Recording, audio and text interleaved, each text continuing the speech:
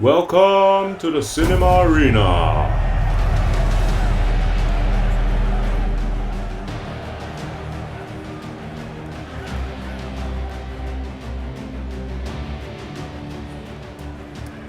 Quarterfinal, round 1. What's there to say, man? I'm just gonna come out and say I'm gonna vote for Ratatouille. You know, again, I think it's just the message of the film just really speaks to me. I think out of all their films, this is the message that really speaks to me about, you know, anyone can chase their dreams, right? Anyone can achieve their dreams as long as they try, and as long as they believe. And that's a magical message for anyone. Yeah, I agree. I mean, Ratatouille is a step up thematically in every way from Toy Story. I mean, Toy Story is an interesting idea and is one that would feel like the early Pixar days, like what if, toys came alive. It's a very novel concept. Right. But I think Ratatouille is the more relatable and I guess theme. It's the more mature film. So yeah, Ratatouille is the one we're voting for. And that's gonna go on to the next round. Quarterfinal, round 2. Again, I'm a strong defender of art. I think something that I didn't mention before was Michael Giacchino.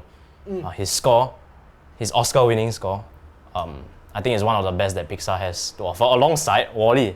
Exactly. I mean, it's two of the best, both by the same guy, but Up is the one he won the Oscar for. And in terms of the imagery that we often associate with Pixar, the house with the balloons is always going to be up there. I'm sure for many of us. But WALL-E.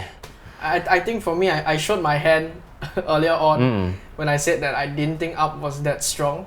After you forget about the first 15 minutes, and WALL-E is my favorite. And yeah, mentioning the score, right? Yes, the score is great in Up, but it's secondary, right? But in WALL-E, the score has to be great because it's only the images and it's only the sounds, right? And there's just something so magical about them managing to create a silent picture. I love that. I love that concept, right? And WALL-E is so damn cute. Right, like it takes animation to like what it was made to do lah. Yeah, exactly. It almost feels primal in a way, right? And I think that's what I love about it. And I'm a sucker for love stories. So I guess we agree. Yeah. And we're going with WALL-E. Quarterfinal, round 3. Well, Toy Story 2 is, I think one thing that I didn't mention just now was just how good of a sequel it is. Like it follows that sort of Empire Strikes Back treatment of like splitting our characters up so that they can each go on their own journeys. Woody learns what it means to be an antique, to be a collectible and to be wanted for more than just a plaything, and he has to decide, what kind of purpose that he wants. But Coco, man, the animation alone, like the first time they enter the land of the dead, is amazing. That leaf bridge thing is just fantastic stuff. Like it really took my breath away, and I really have to say that even though the story is a little cliche, and I guess the twist is kind of expected, but it still really hits, man. It still really works, and for me, it really tugs on my heartstrings. And yeah, I'm a sucker for things with musical elements. Right. And right. yeah, I love Remember Me, but I agree. Toy Story 2 is really, really, really good. I like everything about it. There's nothing to dislike. Whereas for Coco, the third act is kind of weak, with the villain and the heroes facing off in a sort of big third act ultimatum, and that's kind of cliched. Up to the point where our main character Miguel speaks with his grandmother Coco, where again it brings it back up. But I think we have a decision. Toy Story 2. I don't. My heart hurts, but Same. Toy Story 2. Quarterfinal, round 4. I'm going with Toy Story 3, man. I love the sentimentality of Finding Nemo, and it's one of the childhood films I really remember. But Toy Story 3, again, is that culmination, right? It has 2 films behind it, supporting it and making it a whole, and it's a great villain, and yeah, there's nothing, I have nothing to say. Right. I have nothing bad to say. One of the drawbacks of Finding Nemo, especially when compared against Toy Story 3, is that we don't feel for Nemo in the beginning. You know, he's kind of a brat. He's kind of annoying, he disobeys his dad's orders like that, you know. And Toy Story 3, yeah, you're right. You know, we know these characters for 2 films already. We're behind them from scene 1, and then there's the added, you know, threat of, oh, it's been what, 10, 12 years, you know, Andy's a bit older, and we get that change in scenery a bit. Yeah.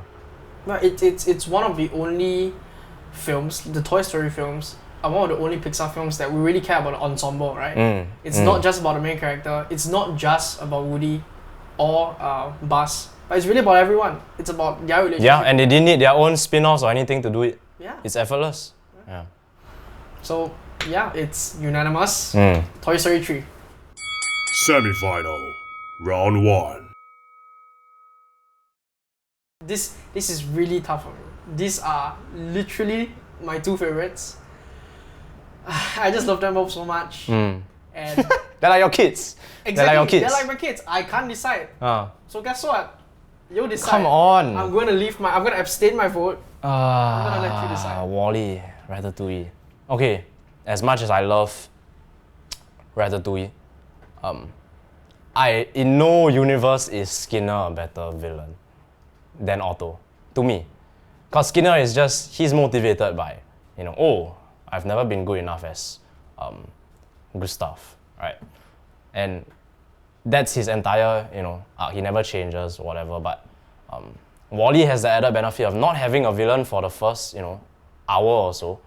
And it's just, the real villain is what keeps Wall-E and Eve apart, which I feel is the more relatable and human story, ironically, because our characters are robots. Yeah. So Wall-E, I mean, to me, it's not even close. What about Anton Ego? Come on. Anton Ego, Come on. you know, he represents... Such a great scene of him eating food and Right. reminiscing about his childhood. I mean, that's one of the things that food manages to do, right? It's that we eat it and... He's literally taken back we to can his evoke childhood. a memory. And I thought, again, that was another one of those beautiful Pixar moments. And Right. yeah, but if you're going Wall-E, I am 100% down. Right. As much as, you know, I love the food aspect of it, Wall-E just feels like there's more on the line. You know, it's our Earth. You know, it's our survival at stake. You know, the human race. So in terms of all that, I think Wall-E takes the lead here. Yeah. I'm gonna say this for me. This is the finals for me. Okay. No matter what happens now, I don't even really care. This is the finals for me, and Wall-E it is. Semi-final. Round 2. Right. These are my babies. You know, I can't. It's impossible for me to choose, honestly. But as much as, you know, I love Toy Story 2. It's my favorite Pixar film. But objectively, I can't deny the emotional punch that Toy Story 3 is going for. I mean, at the time, you know, it was the conclusion of the whole saga, like the Toy Story story. And the fact that it did it so well, and with all of the effectiveness that Toy Story 2 already has, it does seem like a worthy challenger to take to the finals. And I think, for me, the one scene that I just remember from Toy Story 3 is that scene where they're all holding hands with each other, you know, about to be the furnace, burned to death. And like I watched the film when I was 9 in theaters, and it's the first time I'm like, oh my god, death, you know, it's the first time as a kid I'm thinking about death, and I think it's very succinct, right, for them to introduce death in that way, and in a sort of finalizing moment, and they embrace each other in the final moments, which is just so mature. And I think that's the thing, right? Is that in the end, it's just a more mature product. Right, the films grew up as Andy grew up. With us, yeah. And the only reason Toy Story 3 is going forward is because Toy Story 2 came right before it. That's why it's going forward, And I think it's really fitting that the franchise that makes Pixar what they are one of the films are going to the finals. Final round. Alright, I know we keep talking about Toy Story 3 and it being the culmination of Andy's story, but I think I'm gonna have to go with WALL-E here.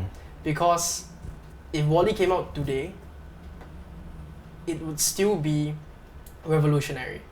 It would still be ahead of its time. And this came out a year before Toy Story 3. And I still think that no animation, no American animation has come to the same level as WALL-E. It's mesmerizing. It's mesmerizing. And it's the only film out of the Pixar canon that I can say is mesmerizing. The rest of the films are beautiful, you know. They mean a lot, right? They're memorable, but they're not mesmerizing. Yeah, I think one thing that's interesting to note also is if you look at 2008, the Academy Awards, right? I think WALL-E and to a certain extent The Dark Knight, right, is what pushed the Academy to expand their Best Picture nominees. You know, and in 2009 we got 10 nominees instead of 5, and then there were more diverse entries like Up, you know. And I think if it was not for films like WALL-E that showed us the real extent of what Pixar can do with animation, we wouldn't have got there. So what are you saying here? So I'm saying maybe WALL-E takes the top spot. Yeah. People are gonna be really mad at us for this. But the two of us are gonna crown WALL-E as the best Pixar film of all time, and I'm taking this as a personal victory. Winner!